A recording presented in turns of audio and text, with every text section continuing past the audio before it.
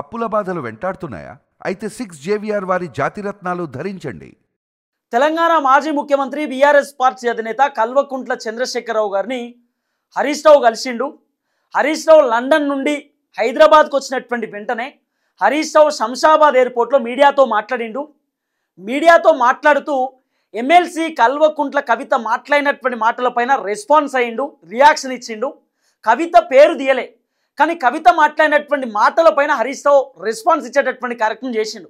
అక్కడి నుండి వెంటనే హరీష్ రావు ఇంటికి పోయిండు సిద్దిపేటకు పోయి బీఆర్ఎస్ పార్టీకి సంబంధించిన కార్యకర్తలతో కొంతమందితో మాట్లాడి, అక్కడ ఉన్నటువంటి క్యాడర్తో మాట్లాడి, అక్కడ నుండి నేరుగా ఎర్రపల్లి ఫామ్ హౌస్కు పోయినటువంటి పరిస్థితి.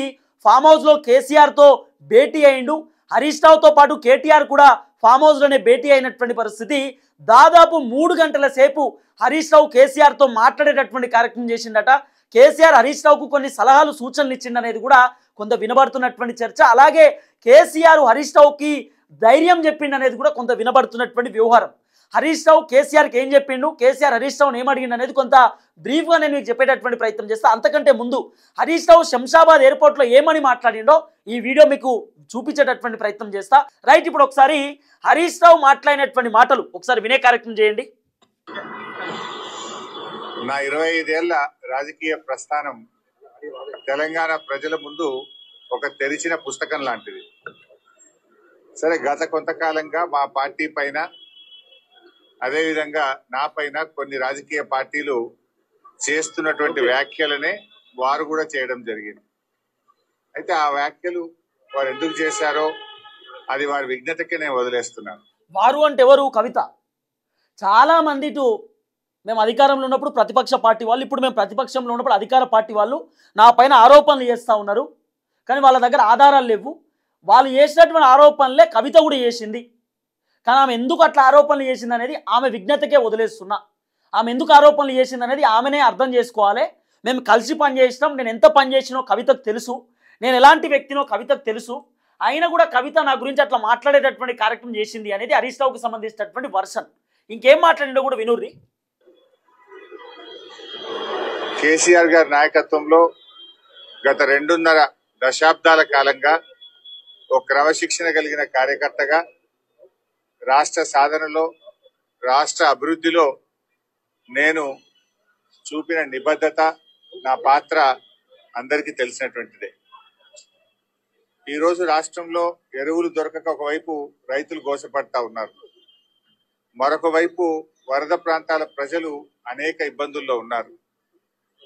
కేసీఆర్ గారు దశాబ్ద కాలం ఎంతో కష్టపడి నిర్మించిన వ్యవస్థలను, ఒక్కొక్క వ్యవస్థను ఉద్దేశపూర్వకంగా ఈనాడు రేవంత్ రెడ్డి గారి ప్రభుత్వం కూల్చేటువంటి ప్రయత్నం చేస్తూ ఉంది. వినరా? రేవంత్ రెడ్డి ప్రభుత్వం అంటే ఇండైరెక్ట్గా కవిత వెనకాల రేవంత్ రెడ్డి ఉన్నాడేమో అనేది హరీష్ రావుకి సంబంధించిన ఒక చిన్న అనుమానం. ఇప్పుడు కవిత గురించి డైరెక్ట్ చెప్పొచ్చు, కానీ స్టార్టింగ్లోనే చెప్పిండు ఆమె విఘ్నతకే వదిలేస్తున్నా, వారు ఎందుకు అట్లా మాట్లాడిరో వారికే తెలుసు అని చెప్పి మర్యాదపూర్వకంగా మాట్లాడేటటువంటి కార్యక్రమం చేసిండు. తర్వాత రేవంత్ రెడ్డి కేసీఆర్ స్థాపించినటువంటి సంస్థను ఒక్కొక్కటి కూలగొట్టేటటువంటి కార్యక్రమం చేస్తున్నాడు, కుట్రలు చేస్తున్నాడని కూడా హరీష్ రావు మాట్లాడే ప్రయత్నం చేసిండు. అట్లనే అన్ని డిసిషన్స్కి కారణం కేసీఆర్, మా డిసిషన్స్ ఏమీ ఉండవు, మాకు సుపీరియర్ అంటేనే కేసీఆర్, మాకు బాసే కేసీఆర్, ఈ బీఆర్ఎస్ పార్టీలో ఏ నిర్ణయం తీసుకున్నా కేసీఆరే తీసుకుంటాడని చెప్పి ఓపెన్గా చెప్పేటటువంటి కార్యక్రమం చేసిండు. సో ఇది హరీష్ రావు శంషాబాద్ ఎయిర్పోర్ట్లో మాట్లాడినటువంటి మాటలు. ఇంకా ఉంది, కానీ నేను పొద్దుగానే ఈ వీడియో మీకు వినిపించేటటువంటి కార్యక్రమం చేసిన కాబట్టి పూర్తిస్థాయిలో వినిపించలేకపోతున్నా. రైట్గా టాపిక్లోకి వెళ్తే హరీష్ రావు నేరుగా ఎర్రబల్లి ఫామ్ హౌస్కి పోయిండు. ఎర్రబల్లి ఫామ్ హౌస్లో బీఆర్ఎస్ పార్టీకి సంబంధించినటువంటి గెలిచినటువంటి ఎమ్మెల్యేలు, ఓడిపోయినటువంటి ఎమ్మెల్యేలు కూడా ఆ ఫామ్ హౌస్కి వచ్చారు. సుమారు 52 నుండి 53 మంది ఆ ఫామ్ హౌస్లో బీఆర్ఎస్ పార్టీకి సంబంధించినటువంటి లీడర్లు ఉన్నారు. వాళ్ళతో పాటు హరీష్ రావు, కేటీఆర్ కూడా ఉన్నారు. సో హరీష్ రావు కేసీఆర్ని అడిగేటటువంటి కార్యక్రమం చేసిందట. ఏం రెస్పాన్స్ ఇవ్వాలి, ఏం మాట్లాడాలి, ఏం చెప్పాలి. ఇప్పుడు నేను ఇవాళ పొద్దుగాల మాట్లాడినటువంటి మాటలపైన కూడా కవిత రేపో మాపో మళ్ళీ ప్రెస్ మీట్ పెడుతుంది, మళ్ళీ మాట్లాడుతుంది. ఈసారి హరీష్ రావు పైన బలంగా మాట్లాడే అవకాశం ఉండొచ్చు, బలమైనటువంటి ఆరోపణలు చేసేటటువంటి అవకాశం ఉండొచ్చు. మరి కవిత మొన్న మాట్లాడినటువంటి మాటలు బాగా వైరల్ అయినాయి, హరీష్ రావుకు డ్యామేజ్ అయ్యేటటువంటి విధంగా ఉన్నాయి. మరి ఎట్లా చేద్దాం, ఏం చేద్దాం? కవిత మాట్లాడిన మాటలపైన హరీష్ రావు రెస్పాన్స్ అయితేనే బాగుంటుంది.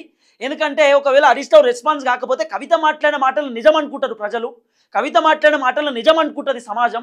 మరి ఎట్లా చేద్దామని చెప్పి హరీష్ రావు సంబంధించినటువంటి వాళ్ళు అడిగినప్పుడు సో కేసీఆర్ హరీష్ రావుకు ఒకటే ఒక అంశం చెప్పిండట, ఆల్రెడీ నువ్వు పొద్దుగానే చెప్పేసినావు ఏమని, ఆమె విజ్ఞతకే వదిలేస్తున్నా, నేనేందో తెలంగాణ ప్రజలకు తెలుసు, నా జీవితం తెరిచిన పుస్తకం, నా పైన అందరూ ఆరోపణలు చేసినా కానీ ఆధారాలు లేవు, నేను 7 సార్ల ఎమ్మెల్యే 3 సార్ల మంత్రి, ఒక్కసారి కూడా నా పైన ఏం ప్రూవ్ చేయలేకపోయారు, నేను ఎంత క్లీన్ షీట్ పొలిటీషియనో అందరికీ తెలుసు, మీరు ఎన్ని కుట్రలు చేసినా నేను భయపడననేటటువంటి తరహాలో హరీష్ రావు మాట్లాడేటటువంటి కార్యక్రమం చేసిండు. కేసీఆర్ కూడా అదే చెప్పిండట, నువ్వు ఏం మాట్లాడకు, సమయం సందర్భం వస్తుంది అప్పుడు మాట్లాడదాం, ఆమె మళ్ళీ ప్రెస్ మీట్ పెట్టని, ఆమె మళ్ళీ ప్రెస్ మీట్ పెట్టిన తర్వాత అప్పుడు అందరం మాట్లాడదాం, అప్పుడు అందరం క్వశ్చన్ చేద్దాం, ఇప్పుడు నువ్వు ఏం మాట్లాడకు, ఆల్రెడీ నువ్వు చెప్పేసినావు కదా, ఆమె విజ్ఞతకే వదిలేస్తున్నా అని చెప్పి, ఇక ఆమె ఇష్టం, ఆమె ఇంకా ఏం మాట్లాడదన్నది వెయిట్ చేద్దామని చెప్పి కేసీఆర్ హరీష్ రావుతో చెప్పిండట. ఎందుకు కేసీఆర్ వెయిటింగ్లో ఉన్నాడు అంటే, ఇప్పుడు ఒకవేళ హరీష్ రావు కనుక కవిత మాట్లాడినటువంటి మాటలపైన ప్రెస్ మీట్ పెట్టిందనుకో, కవిత మళ్ళీ హైలైట్ అవుతుంది. ఇప్పుడు హరీష్ రావు మాట్లాడిననుకో, రేపు మళ్ళీ కవిత ప్రెస్ మీట్ పెడుతుంది, మళ్ళీ రేపు కవిత ప్రెస్ మీట్ పెడితే మళ్ళీ హరీష్ రావు ప్రెస్ మీట్ పెట్టాలనా? మనం ఎట్టి పరిస్థితుల్లో కవిత మనల్ని డైవర్ట్ చేస్తుంది, కవిత డైవర్షన్లో మనం పడవద్దు, కవిత ట్రాప్లో మనం పడవద్దు. కవిత ఏమన్నా మాట్లాడుకొని, మన పార్టీకి సపరేట్ ఎజెండా ఉంది, మన పార్టీకి సపరేట్ రూట్ ఉంది, మన రూట్లో మనం పోదాం. ఎవరెవరో ఏదో మాట్లాడుతున్నారని చెప్పి అన్నిటికీ మనం సమాధానం చెప్తూ కూర్చోలేము. నిన్న కవిత మాట్లాడింది, రేపు మళ్ళీ పెడుతుంది ప్రెస్ మీట్, రేపు మళ్ళీ మాట్లాడతావా, ఎల్లుండి మళ్ళీ పెడితే మళ్ళీ మాట్లాడతావా? కవిత ఏ మాట మాట్లాడితే ఆ మాటకు మనం రియాక్షన్ ఇచ్చుకుంటూనే పోతామా? ఏమి వద్దు. ఆమె మళ్ళీ ప్రెస్ మీట్ పెట్టని, మళ్ళీ ప్రెస్ మీట్ పెట్టిన తర్వాత డైరెక్ట్ తెలంగాణ భవన్లో ప్రెస్ మీట్ పెట్టు, అన్ని ఆధారాలతో ప్రెస్ మీట్ పెట్టు అని చెప్పి కేసీఆర్ హరీష్ రావుకి చెప్పేటటువంటి కార్యక్రమం చేసిందట.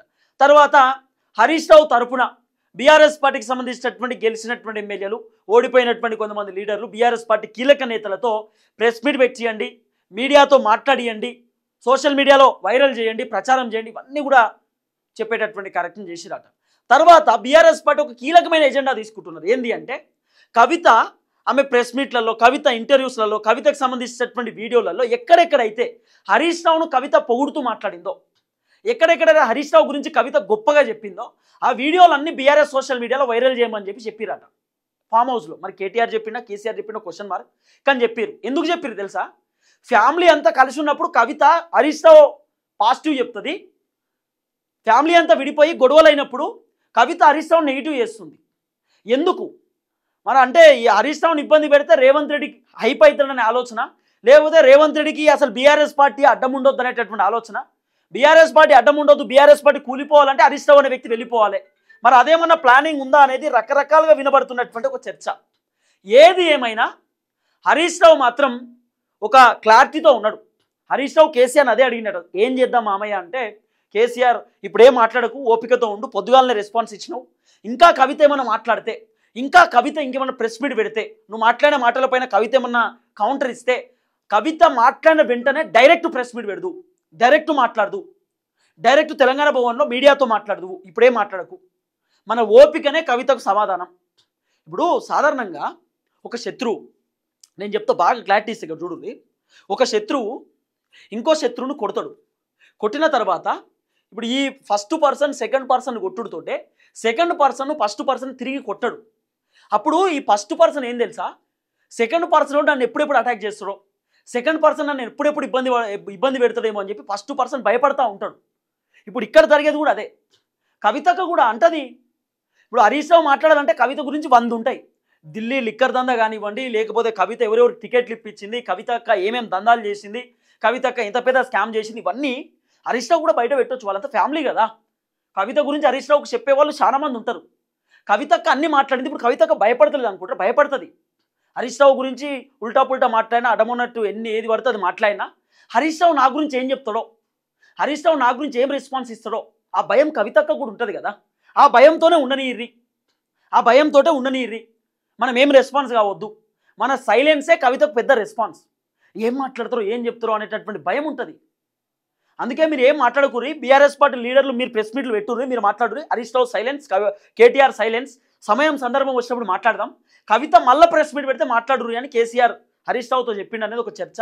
అట్లనే హరీష్ రావుకు ధైర్యం ఇచ్చిండట, నేనున్నా నీ వెనకాల, నువ్వు ఏందో నాకు తెలుసు, మనం కలిసి పని చేసినాం, పార్టీ కోసం పనిచేసినావు, నువ్వు ట్రబుల్ షూటర్ అనే పేరు తెచ్చుకున్నావు, ఒక్కసారి కూడా ఓడిపోలే, నువ్వు రాజీనామా చేసి ఉప ఎన్నికలలో కూడా గెలిచినావు, అంత మంచి లీడర్వి నువ్వేందో మాకు తెలుసు, ఆమె ఎన్ని ఆరోపణలు చేసినా నేను నమ్మను, నాకేందో నువ్వు తెలుసు, నువ్వు ఎక్కడ అధైర్యపడవద్దు, ఇబ్బంది పడవద్దు, నేను చెప్పినట్టుండు, నువ్వు పార్టీ కోసం పనిచేయి, నువ్వు ఎక్కడ నారాజు కావద్దు కవిత మాట్లాడే మాటలపైన. ఆమెకు ఒకటి తెలిసి ఒకటి తెలియక మాట్లాడుతుంది, ఏదో ఎజెండాతో మాట్లాడుతుంది, ఏదో ప్లానింగ్తో మాట్లాడుతుంది. సైలెన్స్ ఉండమని కేసీఆర్ హరీష్ రావుకి కొంత ధైర్యం ఇచ్చిండు అనేది కూడా కొంత వినబడుతున్నటువంటి చర్చ. మొత్తానికైతే కేసీఆర్ హరీష్ రావు పైన పాజిటివ్గా ఉన్నాడు.